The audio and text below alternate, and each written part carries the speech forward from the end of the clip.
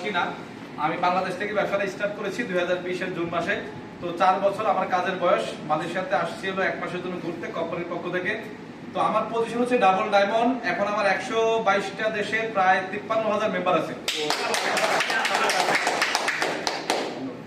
আসসালামু আলাইকুম, good morning DXL, good morning Malaysia, good morning Penang.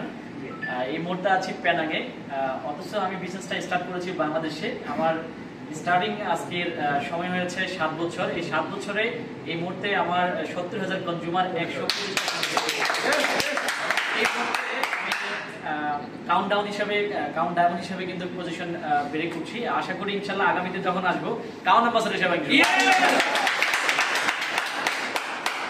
ধন্যবাদ। আমি Osman Gani Arman, executive gold diamond. আমিও 7 বছর আগে ডিএক্সএল সিস্টেমে জয়েন করেছি, আমরা একসাথে কাজ শুরু করেছি।